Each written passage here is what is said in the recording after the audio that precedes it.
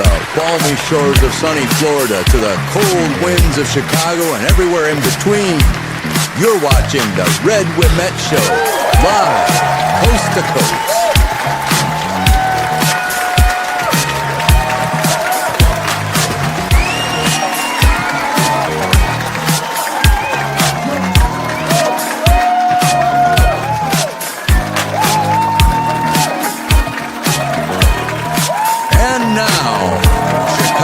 Talk of the town, Mr. Red Wemette.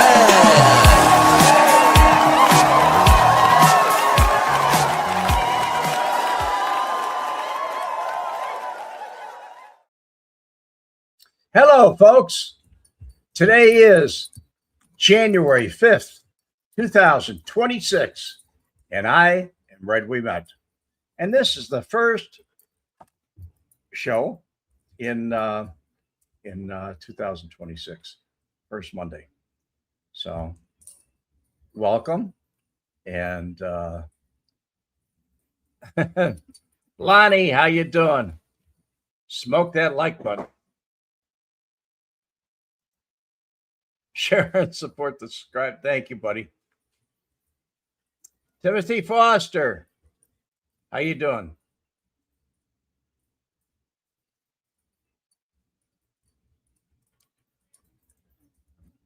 I'm trying to get to this. Good evening, Red. Good evening. Red and the fellow Wemetters. How we doing? Jim Magnifici. Well, today I'm going to talk about something that you probably weren't around for it. But it happened in 1989. And I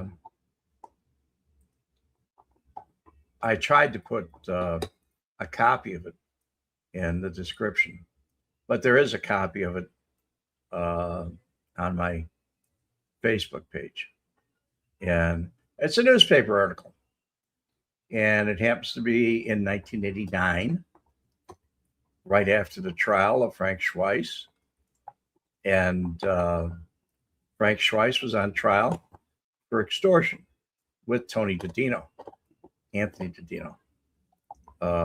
who was his father was a big heavyweight in the whole thing. But anyway, that's who was in the article.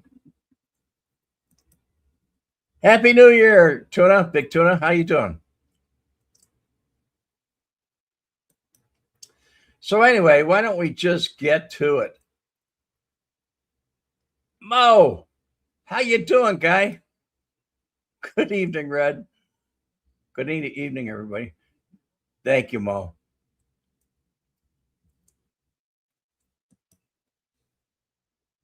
So we're gonna get to this thing, and I'm gonna try and read it to you as much as I possibly can. This is, like I said, it was in 1989, October of 1989. And the title of it was Looking the Part Kept the Agent Alive. And it says, heading south on the Dan Ryan Expressway, undercover agent Dick Johnson was racing through his mind how to come up with a story that that would satisfy mob hitman Frank Schweis, that he could get him to swallow. Quote, here I was with the most vicious individual, one of the most vicious individuals I'd ever met. And he wants me to go to a bar owner who knows I'm an IRS agent. Johnson recalls. He said, I didn't want to see him because I owed him money. And I didn't want to hurt him if he demanded anything. So the violence would be not too good. Anyway, the mobster Frank Schweis was with him in the car. and he aborted the trip to the South Side. And Johnson was using the name of Virgil Williams while he was working undercover. He was an IRS CID agent, criminal intelligence agent. Pretty tough guy, too. So his interest was in buying his Old Town restaurant that was in his name. And that was the meat block. A lot of problems with that meat block. But the mission was that one of his risky assignments, Johnson, now 50, look back at 28 years in the Internal Revenue Service as an agent. In the wake of a recent conviction of Schweihs, Johnson testified what he actually knew about him and involving his career and his undercover operation. South Side native Johnson investigates such piercing different things as money laundering, drug dealing, all different kinds of things. But he was playing Schweis, who was convinced, and even in the courtroom, that Johnson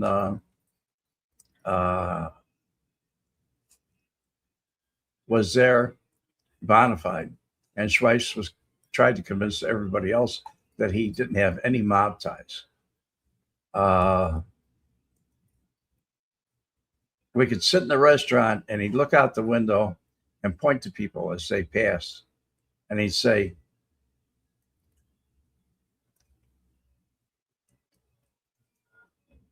thought you were an undercover agent, said Johnson, who now worked for Nescore. Nescore was footnote.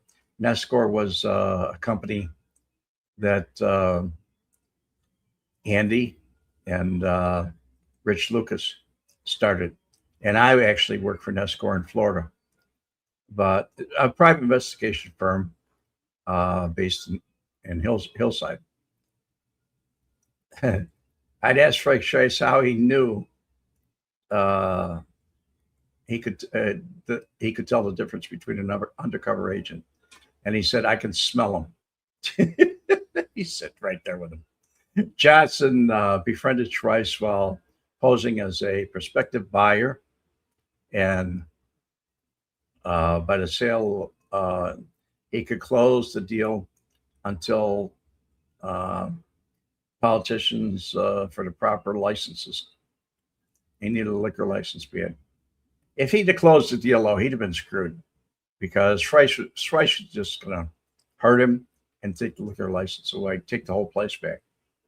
At one point in their conversation, Schweis turned to me and said, "I wish we whites were as aggressive as you blacks."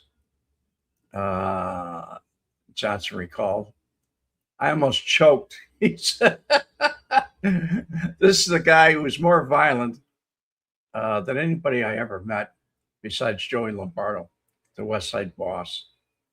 And Johnson was built like a weightlifter, and he carried a weapon, and he was backed up by several agents at the time.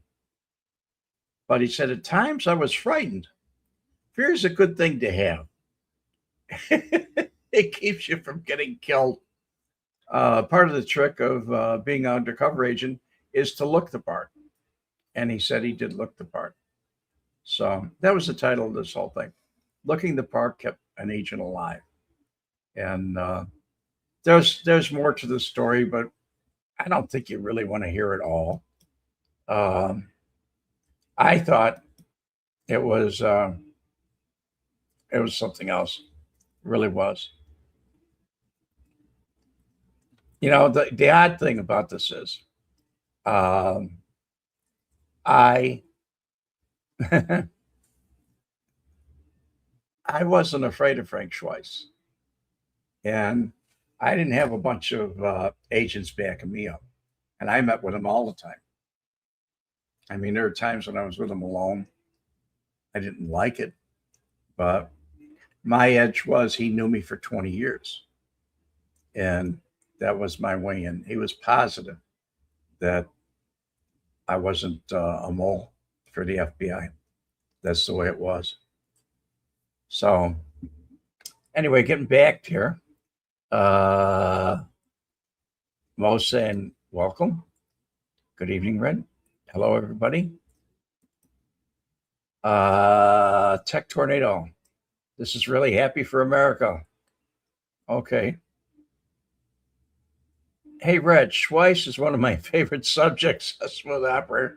Yeah, he was one of mine too at one time. Happy New Year from upstate New York, Syracuse.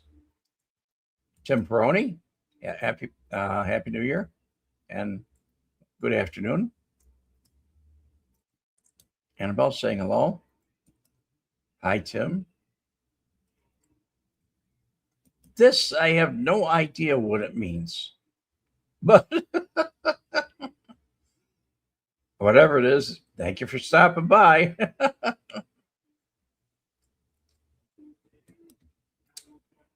Rob, I made an FO, a Freedom of Information, regarding my father.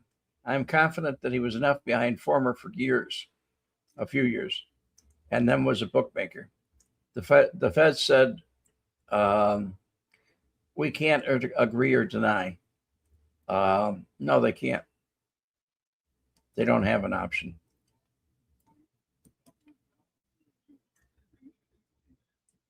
Jacko, what's up, Red? Tell us a story about the little guy. I will in a minute, maybe. Hey, Red, good to see you. Jacko, the little guy, saying hello. Happy New Year. Rhonda, my Italian cowgirl. How you doing? Good to see you. But anyway, that's the kick out of this whole story that I get is that in 1989 at the trial, I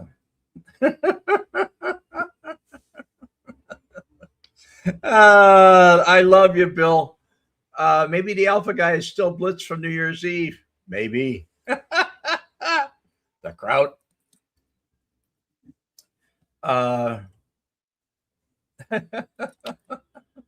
Christina's laughing too. I just kind of got a kick out of it when he testified because I'm on my own through this whole thing. I didn't have any backup agents. I certainly wasn't built like this guy was.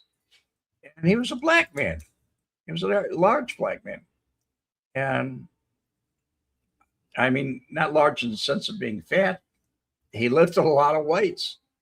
I mean, he was very capable of taking care of maybe 2 or 3 other people in a physical altercation. But he was worried. Well, I found out there was a lot of people that worried about Frankie. Frankie was not exactly what most people would get along with, or most people even wanted him around them. He was one of those dangerous people. And I said on many occasions, he was the most dangerous man I ever met. But I took 13 years out of his life. I thought it was 12 when I looked at the sentencing, and it was 13. He was sentenced to 13 years. And that was a good thing. Also, he was not at his sentencing because he was being treated for kidney cancer. And later on, he was doing a lot of other surgeries for cancer. He did one in 1987. So this is in 1989. He just kept going in for a lot of cancer treatments and always got the best. Was always at Rochester. And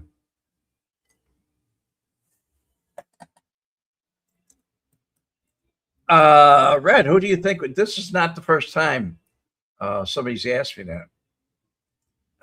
Honestly, buddy. Who is scarier? I never met Larry Newman, but one thing I will tell you is Larry Newman wasn't all there. And he might have been more difficult to be around because he's allowed to do something really stupid. Whereas Frank was pretty logical. He was lethal, but he was logical. And Jacob, who do I think was more dangerous? Harry the Hook Ailman or Frank Schweis?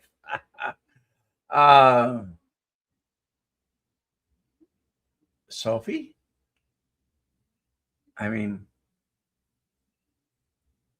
I didn't think Ailman was that tough, honestly. If you wanted to get to a tough guy, probably Scarpelli was a big guy and tough. But Frank would have made short work of either one. As far as Larry Newman, Frank would never be around Larry Newman. Scarier, I might be scared of Newman because he was a psychopath. I mean, totally, he was out to lunch. I mean, from what I've heard, him killing several people at one time. And what I heard about, I don't know, an argument with his wife, Frank Schweis said, he went and he killed the people in the bar and he killed a couple innocent people too. He was just an animal. Frank was a deliberate hitman. I mean, this guy was somebody that was trusted by the mob. The guy's way up there. If you look at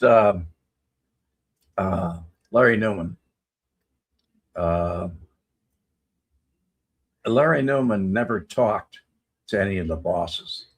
Larry Newman only talked to Frank Schweis. Tony, as a matter of fact, I think he told Tony, he said, if you ever get in an argument, keep that guy away from me.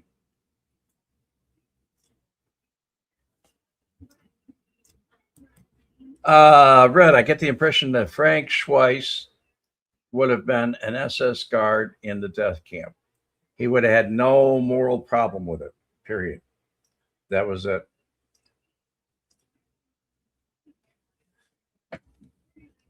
Mario, I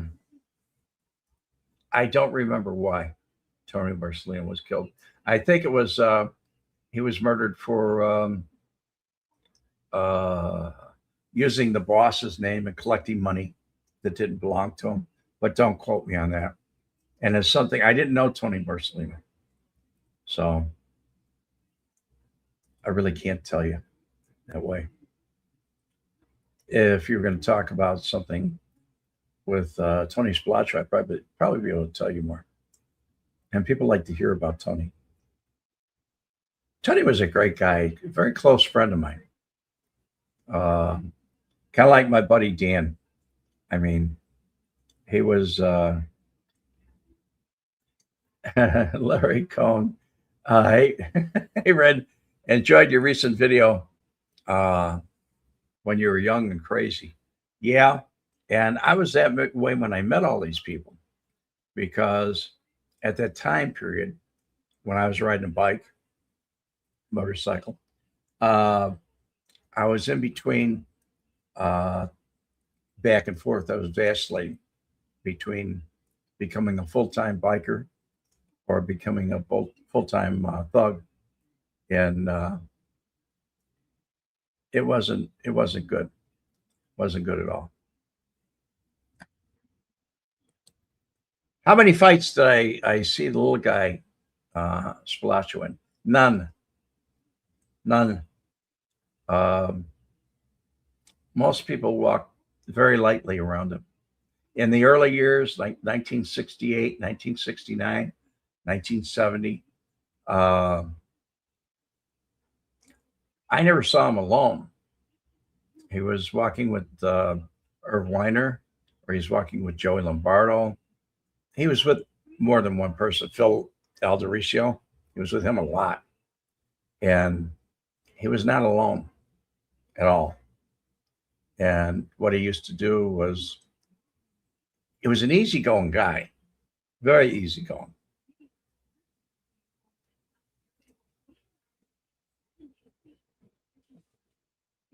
That's the way it was.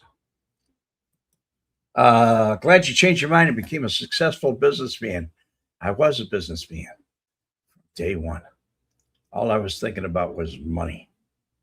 I was looking at life and saying, I don't want to be poor.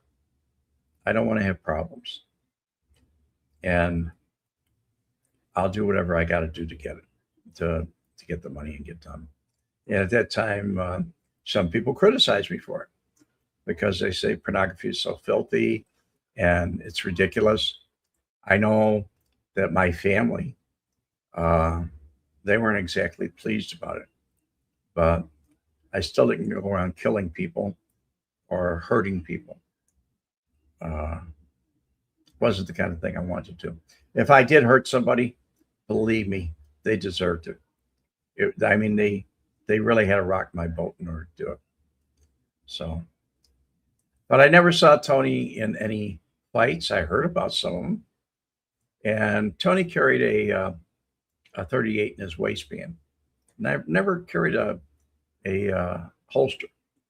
And the reason for that is the old time mobsters never carried a holster, ever, because if they need to, they could toss the pistol. That was it. There was no holster on them, so they could say, hey, whose gun is that? I don't know. And a lot of times it was the old thing about settle the problem on the street, talk to the police, get it settled right there. If somebody's buyable, buy them. And that's the way it was. Larry Cohn, I was wild. I was wild and crazy. And I did some things that I look back on now and said, I don't know why I did a lot of those things, but I did. But these other things that I'm talking about, when I was working with IRS or FBI, whatever, and I would actually like this. Judith Dobkins was a U.S. assistant U.S. attorney, and she gave me a really hard time. I flipped one of the people that wore a wire on 3 mobsters, and after wearing the wire, she promised that she was going to, make sure that my friend didn't have to do any hard time, and there wasn't going to be any major fines. Well, that wasn't true. Harry Lineweber gave her 10 years and $3 million in fines. And later on, when I ran across Judith Dobkins, I was in Florida. And she said, oh, she never liked me anyway. We had some arguments. But she said, oh, this is where you are. I'll bet a lot of people would just die to know where you live. And that was something that was, it was something else.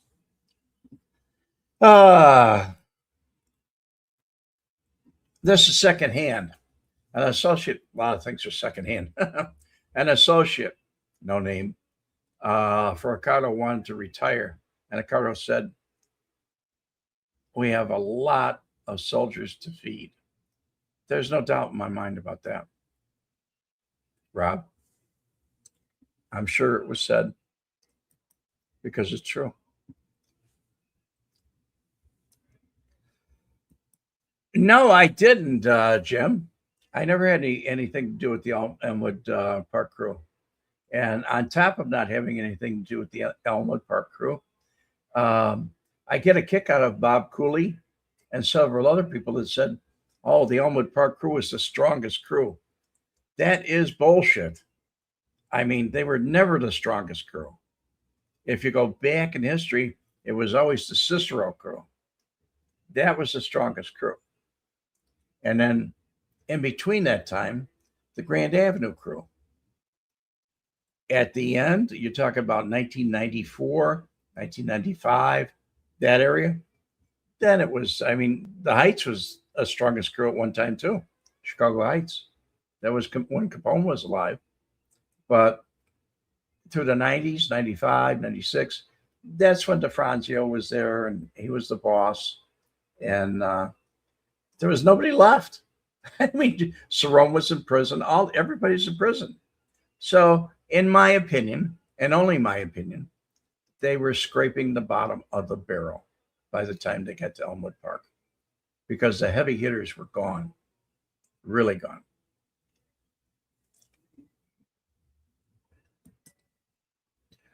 Red, doing foolish things, often illegal and wrong things as a young man, and living long enough to enjoy the freedom is a privilege. Don't feel deserve it, but I'm grateful for that. I am too. I'm totally grateful. I have the same feeling, Kraut. I really feel the same way. I mean, I was talking to somebody about this the other day when I was talking about the video I did. The truth of the matter is, I never planned anything in my life. I didn't plan on going in the Marine Corps. I didn't plan on coming home from Vietnam. I didn't plan on a lot of things. I didn't plan on outliving some of the people in the outfit. I thought I'd get killed for sure. It just went that way. Were the Grand Avenue crews and Elmwood crews combined at one time? In the 90s, maybe.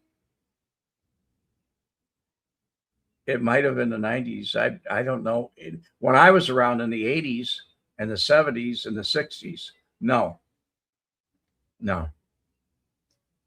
And I mean, the real ball, you got to say through the 70s and 80s, it was very, very Grand Avenue. I mean, that was the powerhouse. Lombardo made it. Well, actually, Phil Aldericio made it. It was that way. Red, did you ever get into a physical fight with any associates, CIA, IRS agents in the early days? Yes. Yes, I did. I had several physical altercations. And I want to tell you, there's one thing that the Marine Corps taught me, is there's no such thing as a fair fight. There's no such thing as dirty fighting. There's winners and losers. And I didn't follow any rules, and I came out on top. But I have to tell you, I took some real good beatings when I was in the Marine Corps. It was really that way. Red, were you at Tam O'Shanter and Niles the evening Sam? No, I was not there when he was anointed. I was nowhere around him at all. What can I tell you about Milwaukee? Phil, I did know him well. And some of other people that I knew, or that I know now, knew him well too, like Seifert. Nick Seifert talks about him. And Joey Seifert talks about him. But Phil was a very likable, jovial guy. If you were going out to someplace and you were getting something to eat, if they didn't have what they wanted, Phil would tell them, go out and get it then. I mean, he wanted to, whatever it was, like Irv Weiner, Phil was very much, Irv Weiner was like Phil, but very much so, he wanted the people around him to be happy. If he was having a barbecue, he made sure you had everything that you wanted. I mean, he was a very accommodating person. I've heard other people say he spoke in a gravel voice. I never heard that. But I've heard other people say that he had there was death in his eyes and things like that. I guess it would depend on who you were and how you were related to him, or how you did relate to him, because that had a lot to do with it. Phil had a very distinctive voice. Do you agree? Everybody's voice is distinctive. My voice is distinctive. Schweiss's voice is distinctive. Tony's was very distinctive. I mean, it just was. Red, do most Alpha guys have regular jobs, or were they mostly on the street? The associates all had regular jobs. Most of them had jobs through streets and sanitation or through one of the building trades. And that's how that went. The building trades helped. Most of the guys I knew were bricklayers, plumbers, pipe fitters, and they got their jobs through the unions. That's how it went.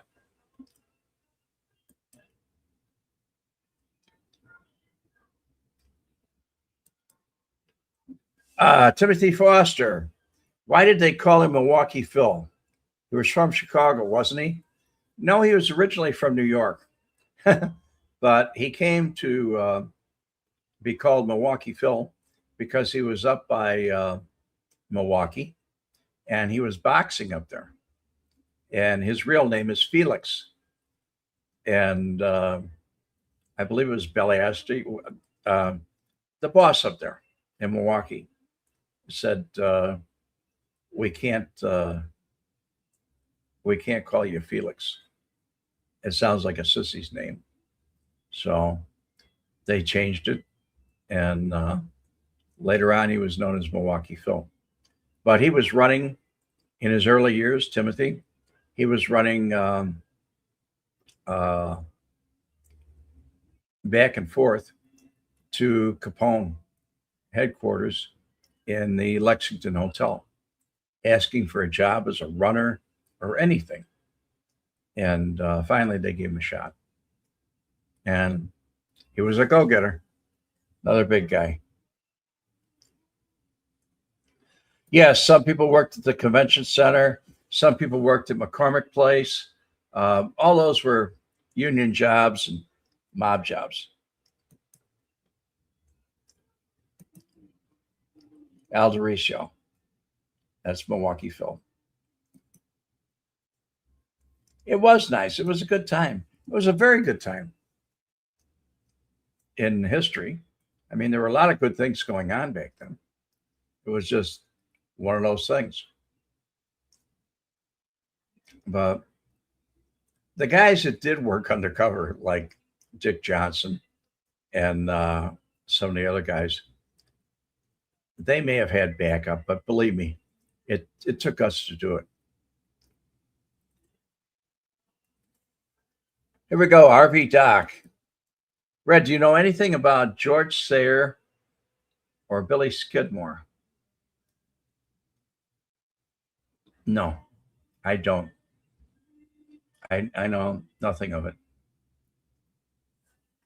Larry Cohn, you grew up in Milwaukee, and yeah, that's the name I was talking about.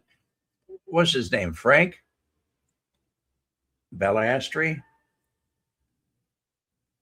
I don't know if they're around or not.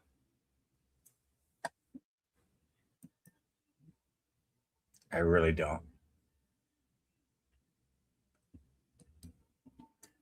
Did I ever go to the Villa Venice? Surprisingly enough, we lived in Wheeling when I was a kid. We moved out there in 1955. And Wheeling, it was right by not far from the Des Plaines River. And that's where, even though sometimes that address is put as Northbrook, it was Wheeling, Illinois. And I used to play there on the gondolas on the river. It smelled. It was bad. That river was really polluted. But anyway, I used to play there as a kid. And my parents used to go there. Occasionally, they go there quite a bit. And my dad worked at in Melrose Park at Polk Brothers. So all the mob guys used to come in from Elmwood Park and that area and see him. He actually sold several items to Tony Accardo and other prominent people that were mob guys. And that's how that was.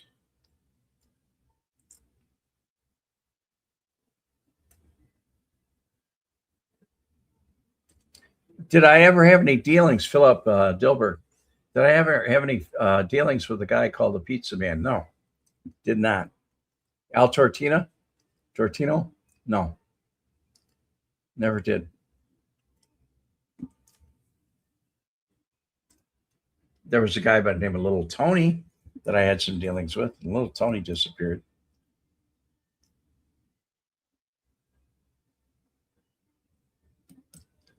You know, RV Doc, I think I've been talking to you for many, many years, way before I did my book.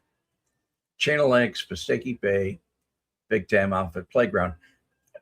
Actually, the whole Chain of Lakes and that whole area, Lake Geneva, it was all an outfit playground. And Billy Kemp was up there.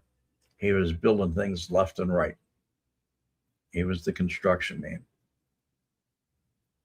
They built a lot of things. There was a lot of mob up there. Yeah, it has been a long time, RV Doc. It's got to be a good, what,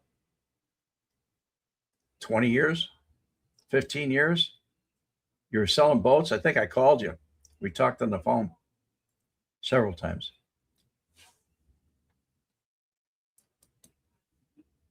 Samuel, do you recall the dry cleaners, Italian neighborhood, grocery, 1926, and then on 1924 Grand Avenue? Any stories? The buildings are still there. The stories on Grand Avenue, the only things that I knew were Diamato's Bakery, which I used to go to, and Jelly Belly owned Rosie's Sandwich Shop. His wife was Rosie, and that's why they call it Rosie's Sandwich Shop. But there were a few stores on there that I stopped at in the neighborhood, and they were all just regular good people. I mean, there was nothing strange about them to me at all. I liked them. Some of those people I actually went up to Michigan with. We went up to Niles, Michigan, and we used to go snowmobiling and all different kinds of things in the winter when I was crazy about doing things in the winter, which I'm not anymore. Things have changed. Heck, I'm getting old, folks. I've got just a few more months here. Yes, you're a boat dealer in Fox Lake as well. And I didn't know you were connected. I didn't know you were connected, guy. Congratulations. You're alive. I remember talking to you on the phone. It's a long time ago. I don't know if you remember it or not.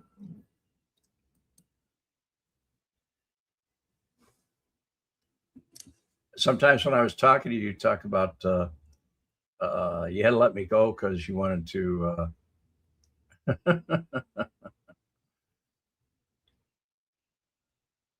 you wanted to sell something or close a deal. What is one message you have for the kids and teens of today?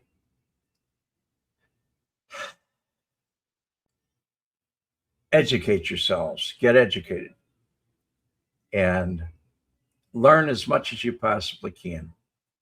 And get rid of that thinking of work hard and get out of school and get a job.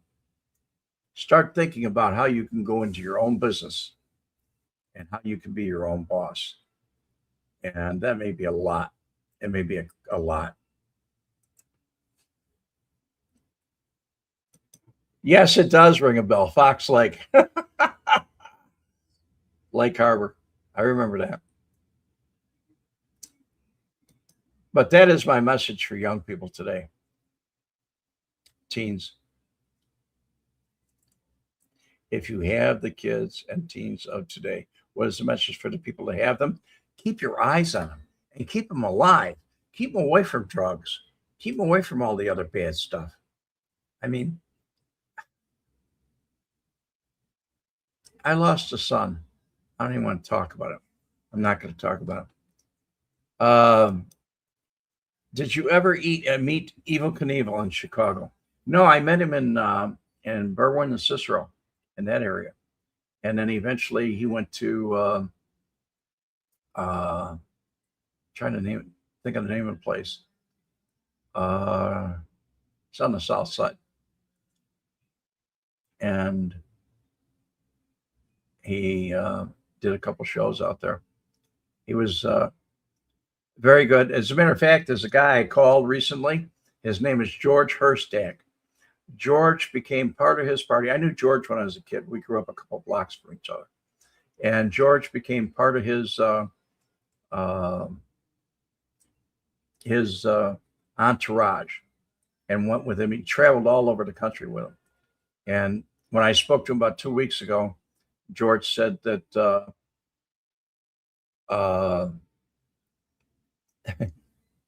he said that there wasn't one motorcycle that he ever jumped with that George didn't build for him. And George doesn't exaggerate a lot.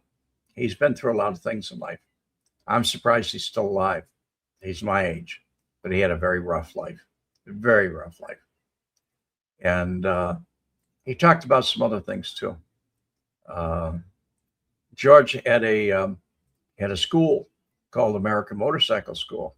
And I asked him, I said, George, how'd you make out with that thing? That was big. It was nationwide. And he said it was a headache. He said it was babysitting. I was constantly babysitting people. Drove him crazy. So, yes. And I didn't like Evel Knievel at all. It's very arrogant. I don't like arrogant people. Do I still live in Chicago? What's my favorite place outside of Chicago? No, I don't live in Chicago anymore. When I left Chicago, September 15th, 1988, I moved to a house I'd already bought in Sarasota, Florida. And I didn't stay there very long, maybe 3, 4, 5 years. And I moved to Palm Beach. And from Palm Beach, I moved up here. I'm up in the Panhandle now of Florida. I'm at Panama City Beach, and I love it up here. It's something else. You ever do any real estate deals with the notorious Louis Wolf? I didn't, but Jimmy Kozo did. Louis was a gambler, a heavy gambler, and he owed a lot of money. And there was a couple places that Kozo told me they had liquor licenses. And Kozo just asked me, he said, do you want this place? Go over and take a look at it. And I told him, I said, Louis Wolf's the landlord. He said, don't worry about the landlord. He said, do you want the place? Because if you want it, I'll give it to you. You can have it. You don't have to pay any rent. All you got to do is, cut up with me. And I didn't do it. I just didn't do it.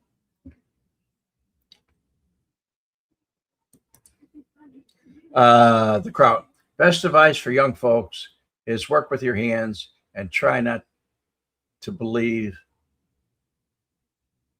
you know everything. Yeah, I guess so. That's good advice. That's the one I'm thinking of. The amphitheater.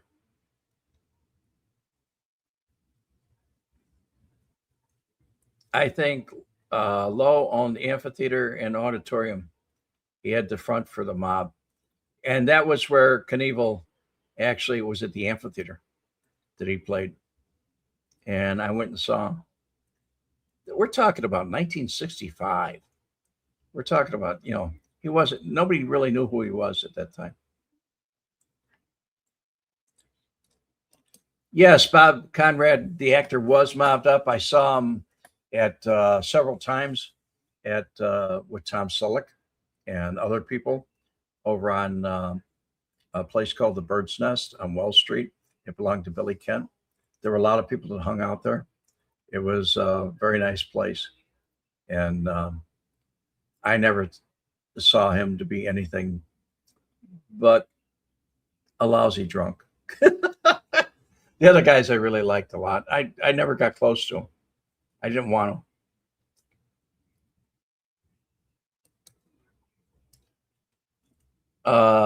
Also owned air rights for a while, block in Vegas, and one of the biggest Vegas strip clubs. Okay, that's nice. I tried to research on Joey Hansen online, but I can't find anything. Joey Hansen really flew underneath the radar, and you're going to find more on him in Chicago. If you look in the Chicago Tribune, you'll find things go way, way back. After he moved to Arizona, there's very little written about him. And you say, I guess, did I know him? No. Any stories? None. I guess he did hits with Paul Shiro. Yes, he did. Any ideas what hits Joey was involved in? I believe it was Tamaran. He did that, but then he moved to San Diego. He was down there.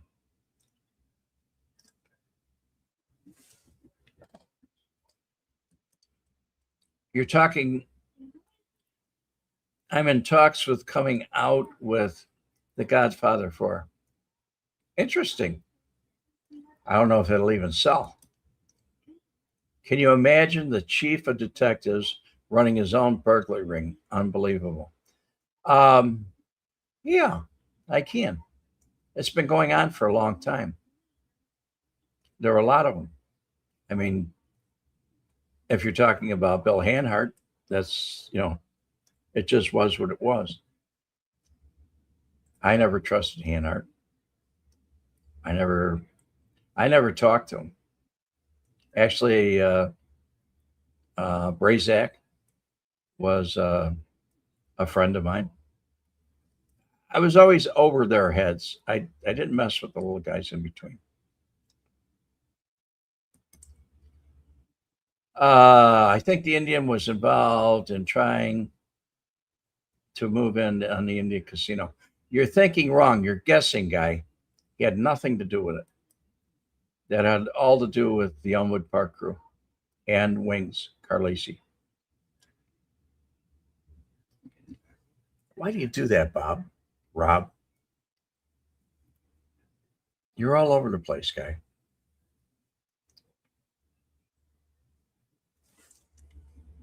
Did I ever meet any strippers at the Admiral Theater? No. No. As a matter of fact, I only went over there several times to see Pat Ricciardi, and never wasn't my thing.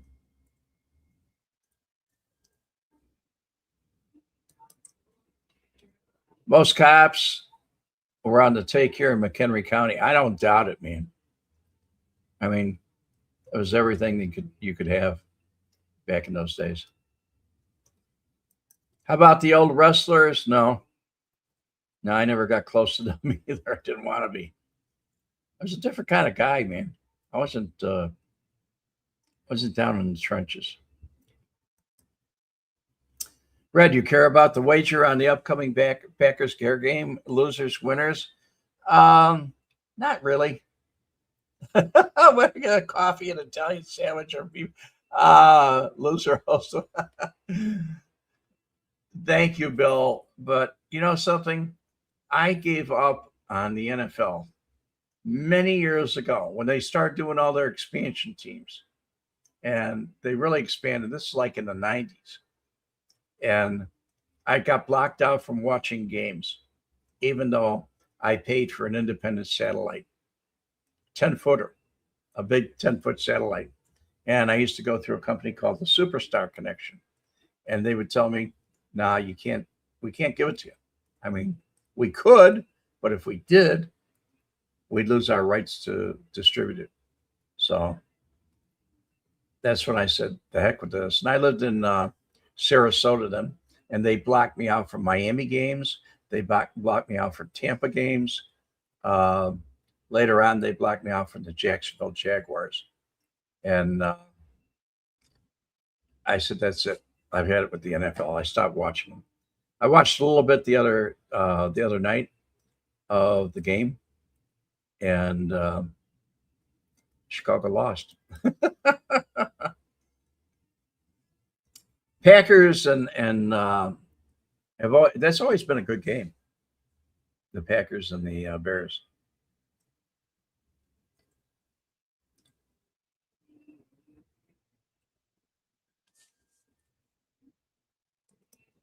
What's the biggest change in law enforcement from your time to today? Hey, there's a lot of them. I mean, there's a whole list. The biggest, I don't know. I live in Florida, and I can tell you right now that last month I didn't even know about it. We have open carry now. You don't need to have a concealed weapon permit, which I have anyway, but it's open carry.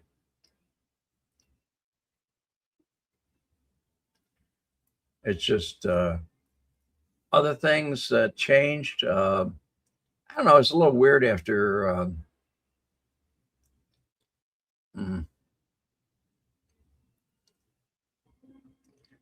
I think it really went weird to me after COVID or during COVID. Things went crazy. Actually, the whole country went to hell when we had Obama as the president. I mean, he made a lot of things crazy. That baloney with Trayvon Martin, where they showed him as a little boy, and he was really a 6'1" young tough. And they made it sound like this and sound like that. They finally held a jury trial after 2 or 3 years. And poor Zimmerman was found innocent, but his life was ruined. All because President Obama came down to Florida and said, oh, he could have been a son of mine. We have to get a special prosecutor for this. And people lied. They did all kinds of terrible stuff. Bad time. I mean, in my history, it's a bad time. Very bad time. Big Tuna, 815. More and more, it seems like the NFL is scripted. It's entertaining. Well, it's like the scripted wrestling matches. They were entertaining too. And then the boxing matches, they got fixed too. So, I don't know. If you enjoy it, that's what it is, entertainment. That's exactly what it is. Just like some of the things here on YouTube is entertainment. That's all it is. And that's why I'm staying away from AI. And I detest it. People that put up AI stories, I look at it and say, I just wonder how long we're going to last. I'm going to last as a person on here telling, of my personal knowledge and other things that happen. Or if AI is going to win out. And people will be able to make up stuff that they hear from the internet or someplace else. I'd hope that I could do a little bit to keep it the way it is. It's different. I believe historically, I don't know. It hasn't gone that way. I mean, Green Bay has won and Chicago's won. I don't know. It's very different.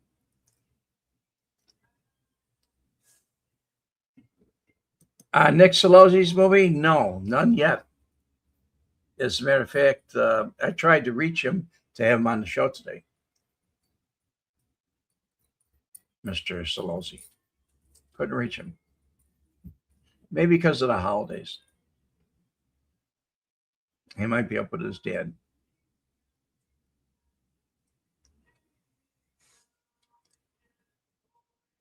Anywho. Green Bay is really beat up.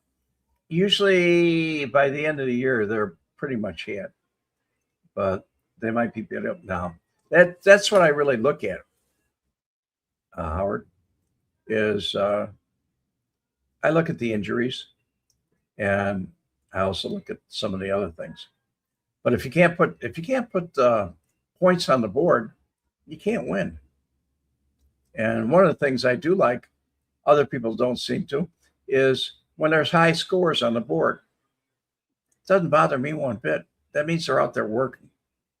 That means they may not, defense isn't doing what it's supposed to do. But special teams are something else too.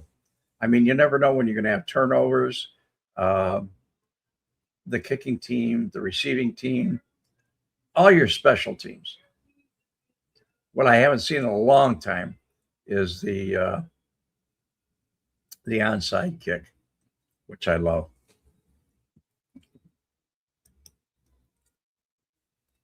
Mill Phil comes from the 42 gang. Milwaukee Phil, yeah, he was part of that too. Very close to Sam Giancana. Those guys and that crew were Marshall Cafano, Milwaukee Phil, Sam Giancana. I'm trying to think of the other guy. I didn't really know him, but they were all his guys. And when he went away to Mexico, kind of self-exiled, they were spread all over the place. But there was those guys, they were different. Mad Sam was not part of the 42 gang.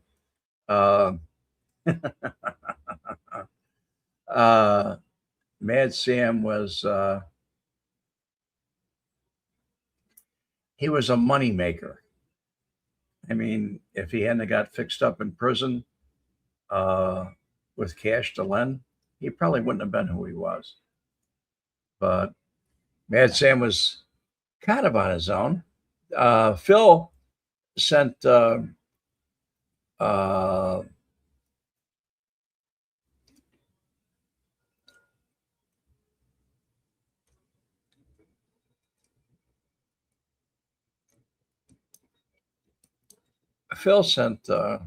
Milwaukee Phil sent Tony Spilaccio to look after Mad Sam and help him collect and keep his men in line because they were making money.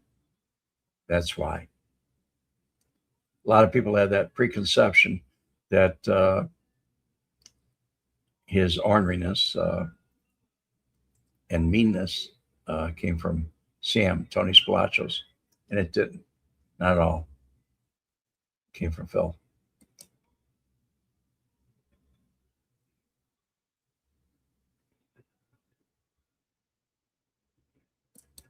I like those onside kicks. I really do. The Bears just had a successful onside kick in their last game. Okay. And won. Let's see it happen again. The crowd. The whiffed field goals were key Steelers' victory in Baltimore last night. I don't doubt it. The field goals are very important. Will Adam be on Wednesday? He said he will. Does that make sure he's going to be on? I don't know. He called me today, make sure I was going to be on.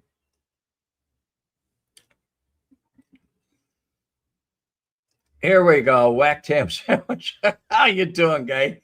Mad Sam was a shy, quiet sweetheart like Frank Schweis. I don't think either one of them were.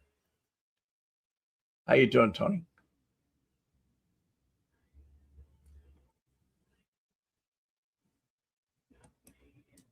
Mad Sam was a coke dealer. No, he wasn't.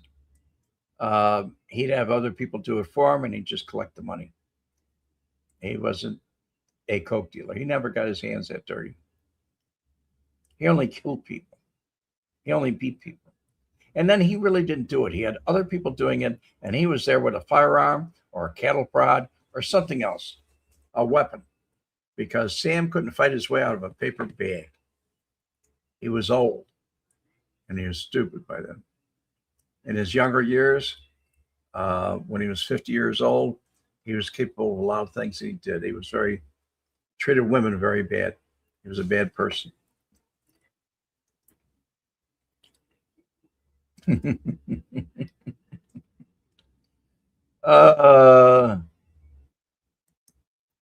Great seeing you, Red. Catch you and Adam Wednesday. Yes, sir. It's time for me to say goodbye. It was very good seeing you. Thank you, Kraut. You're my guy. You know, behind me, if you look over my shoulder here, you'll be able to see the GTO that you sent me. But anyway, thank you, Christina. I really appreciate it. You're doing a great job helping me. You really are. And we'll see you soon. Until then, it's called Larry says, I applaud you, sir, for telling a story about you and my friend Danny. Yeah. Good night. Good night, and God bless you. And we'll see you Wednesday. Red Wemette out. The combination of the videotapes and Wemette's testimony resulted in the conviction of 2 men on extortion charges.